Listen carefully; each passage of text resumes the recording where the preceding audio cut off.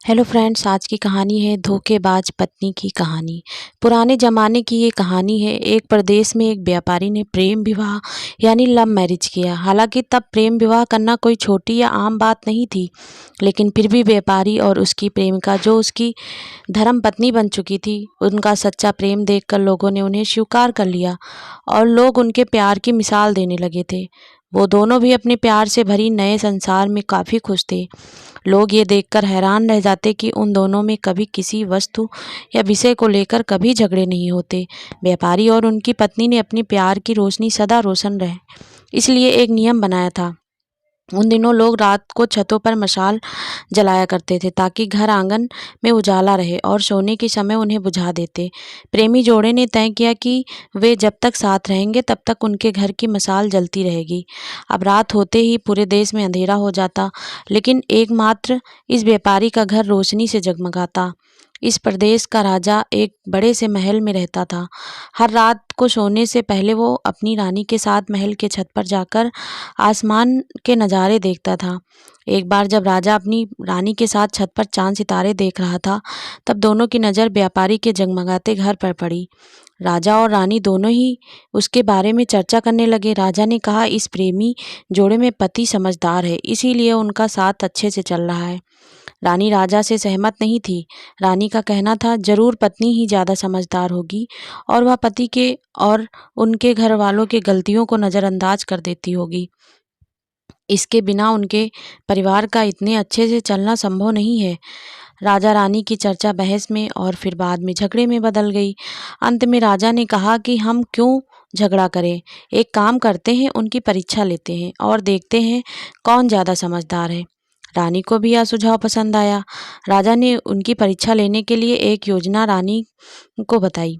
अगले दिन रोज योजना के मुताबिक रानी ने व्यापारी के घर एक स्त्री को भेजा। वह स्त्री व्यापारी के पास गई और उससे बोली, मैं तुम्हारे लिए रानी का एक संदेश लेकर आई हूँ। वो स्त्री संकोच करते हुए व्यापारी से बोली कि रानी को तुम बहुत पसंद आ गए हो। अगर तुम अपनी पत्नी को छोड़ दो या उसकी हत्या कर दो, रानी तुमसे शादी करने के लिए तैयार है।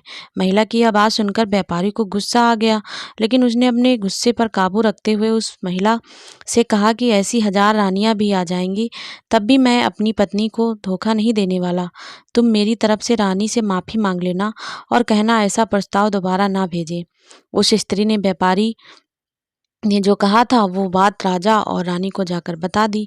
व्यापारी का ऐसा जवाब सुनकर राजा खुश हो गया, क्योंकि राजा जैसा सोचता था व्यापारी उतना ही समझदार निकला। अब व्यापारी की पत्नी की परीक्षा की बारी थी। राजा ने एक आदमी को उसके पास भेजा।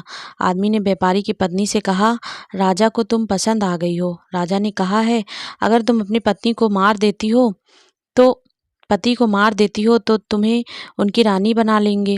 आदमी की बात सुनकर पहले तो व्यापारी की पत्नी कुछ भी नहीं बोली। जब आदमी वहां से जाने लगा, तब पीछे से व्यापारी की पत्नी ने कहा कि आज रात को जब मशाल बुझ जाएगी तो समझ लेना कि मैंने अपने पति की हत्या कर दी है।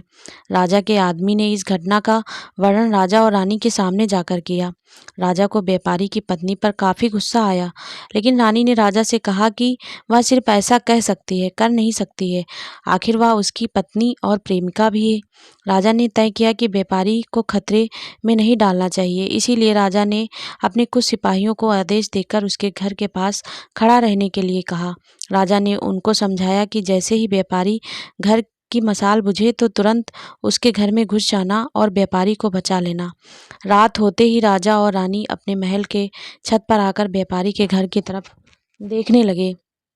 आधी रात हो गई, लेकिन कुछ भी नहीं हुआ। रानी राजा से कहने लगी, देखा, मैं कहती थी ना कि वह तो सिर्फ वो कह सकती है, ऐसा कर नहीं सकती।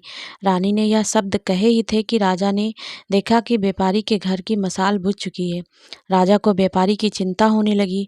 थोड़ी देर बाद राजा के वह सिपाही जो व्यापारी की सुरक्षा के लिए वहां खड़े थे, राजा के पास आए और उन्होंने राजा को व्यापारी की मौत की खबर सुनाई। राजा ने कहा, तुम्हारे होते हुए व्यापारी कैसे मर सकता है? सिपाहियों ने कहा कि उसकी पत्नी ने दिन में ही जहर दे दिया था और रात को पति के मरने के बाद उसने घर की मशाल बुझा दी। राजा को इस घटना से न सिर्फ व्यापारी की पत्नी से बल्कि औरत जात से ही नफरत हो गई। व्यापारी की पत्नी के बेवफाई के विचार उसे पूरी रात आते रहे। राजा उस रात एक भी मिनट सो नहीं पाया। राजा को इस बात का काफ़ी पश्चाताप हुआ कि उसकी वजह से व्यापारी को अपनी जान गंवानी पड़ी। सवेरे राजा ने अपने एक मंत्री को बुलाया और उसे आदेश दिया कि मैं शिकार करने जा रहा हूँ। तब जब तक मैं लौटूंगा इस प्रदेश की सभी महिलाओं को गला काटकर मार देना। राजा का ऐसा आदेश सुनकर मंत्री ने राजा को काफ़ी समझाने की कोशिश की, लेकिन राजा उसकी एक भी बात सुनने के लिए तैयार नहीं था। और राजा ने उसे धमकी दी कि अगर तुमने यह काम पूरा नहीं किया तो सबसे पहले मैं तुम्हें ही मौत की सज़ा दे दूंगा। राजा के शिकार पर जाने के बाद मंत्री काफ़ी चिंता में डूब गया। जब मंत्री को कुछ भी नहीं समझ आ रहा था तो मंत्री सीधे अपने पिता के घर गया, जो पहले राजा के पिता के यहाँ मंत्री रह चुका था और काफ़ी समझदार थे। मंत्री ने अपने पिता को सारी बात बताई। बेटे की बात सुनने के बाद उसके पिता ने उससे कहा कि सबसे पहले तुम कहीं पर छुप जाओ, क्योंकि राजा जब लौटेगा और देखेगा कि तुमने उसका हुक्म नहीं माना तो वह तुम्हें सजा देगा। मैं देखता हूँ किसी तरह राजा को समझाता हूँ। रात को जब राजा लौटा और उसने देखा कि उसके प्रदेश में सभी महिलाएं पहले की तरह ही अपना काम कर रही हैं, घूम रही हैं, तो उसे मंत्री पर बहुत गुस्सा आया। हर जगह तलाश करने के बाद जब मंत्री नहीं मिला तो राजा सीधा मंत्री के पिता के घर जा पहुंचा। राजा ने मंत्री के पिता से मंत्री के बारे में पूछा। मंत्री के पिता ने राजा को शांत करने के लिए पानी दिया, बैठने के लिए कहा और बाद में राजा से पूछा कि आप क्यों सभी महिलाओं को मारना चाहते हैं। राजा ने व्यापारी वाली पूरी कहानी मंत्री के पिता को बताई। मंत्री के पिता ने राजा से कहा कि आपने जो फैसला किया है मैं उसे सही या गलत नहीं बता रहा हूँ, लेकिन मैं जो एक छोटी सी कहानी जो मैं जब मंत्री था तब मेरे साथ घटित हुई वह मैं आपको सुनाना चाहता हूँ। उसे सुनने के बाद आपका जो फैसला होगा हम सब वही मान लेंगे। मंत्री के पिता ने कहा, एक दिन मैं जंगल से गुजर रहा था। अचानक एक नकाबपोश घोड़े पर सवार होकर आया और मुझे बंदी बनाकर घसीटते हुए कब्रिस्तान लेकर गया। वह मुझे एक कब्र के पास लेकर आया। वहाँ पर पहले से ही एक कब्र खुद ही हुई थी और एक सरकटा आदमी उस कब्र में था। उस नकाबपोश ने मुझे उस कब्र में मिट्टी डालने के लिए कहा। जब मैंने कब्र की पूरी तरह मिट्टी से ढक दिया तब उसने मुझे बाजू में एक और कब्र खोदने के लिए कहा। मुझे लगा कि दूसरी कब्र मेरे लिए ही खोदी जा रही है। कब्र पूरी तैयार होने के बाद उस नकाबपोश ने अपने चेहरे से नकाब हटाया तो मैं देखकर चौंक गया, क्योंकि वह एक बहुत ही सुंदर महिला थी। उसने मुझसे कहा कि तुम डरो मत, यह कब्र तुम्हारे लिए नहीं है बल्कि यह कब्र मेरे खुद के लिए है। अभी अभी जो तुमने इस सरकटे आदमी को दफन किया है वह एक राजकुमार है जिसने मुझे पाने के लिए मेरे पति की हत्या कर दी और मैंने बदला लेने के लिए उसे मार दिया। मैं अपने पति से बहुत ज़्यादा प्यार करती हूँ, इसीलिए मैं इस जन्म में जिंदा नहीं रहना चाहती और उनके कब्र के बाजू में मरकर दफन होना चाहती हूँ, ताकि अगले जन्म में फिर से उनसे मिल सकूँ। इतना कहकर उस महिला ने अपनी गर्दन पर चाकू रखकर गर्दन काट ली और उस कब्र में गिर पड़ी।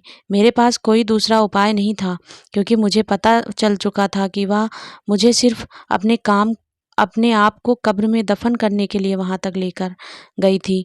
तो मैंने उसे दफन किया और अपने घर वापस लौट आया। महाराज, आपने जिस घटना को देखा उसमें एक महिला ने धोखेबाजी की है, लेकिन मैंने जिस घटना का अनुभव किया उसमें एक महिला ने अपने पति के प्यार में अपनी जान दे दी। अब आप ही बताइए महाराज, अगर एक महिला बेवफा निकली तो क्या सभी महिलाएं बेवफा होंगी? एक महिला के किए की सजा सभी महिलाओं को देना क्या उचित होगा? राजा को बूढ़े मंत्री की बात अच्छी तरह से समझ में आ गई और उसने सभी महिलाओं को मारने का ख्याल अपने मन से निकाल दिया। दोस्तों, यह कहानी हमें समझाती है कि दुनिया में भिन्न भिन्न तरह के लोग होते हैं, भिन्न भिन्न तरह के उनके विचार हैं और उतने ही अलग तरह के सबके व्यवहार हैं। हर एक आदमी का व्यवहार देखकर बाकी सबके लिए कोई फैसला नहीं कर सकते हैं। आज के दौर में यह बात अच्छी तरह से सबको समझनी चाहिए, क्योंकि आजकल ऐसा होता है कि जब कोई प्यार में धोखा खाता है तो वह सभी औरतों को या फिर सभी पुरुषों को नफरत की दृष्टि से देखने लगते हैं, सभी को एक ही तराजू में तौलने लगते हैं। आपको आपके इस कहानी के बारे में क्या विचार हैं, आप हमें कमेंट करके ज़रूर बताइएगा फ्रेंड्स। और वीडियो अच्छा लगा हो तो प्लीज़ वीडियो को लाइक शेयर कीजिएगा और हमारे चैनल को सब्सक्राइब कर लीजिएगा। Thank you for watching my video friends. आप सभी का बहुत बहुत धन्यवाद फ्रेंड्स, हमारे वीडियो को लाइक करने के लिए और देखने के लिए। फ्रेंड्स, ऐसे ही वीडियो देखने के लिए प्लीज़ हमारे चैनल को ज़रूर सब्सक्राइब कीजिएगा। Bye bye friends.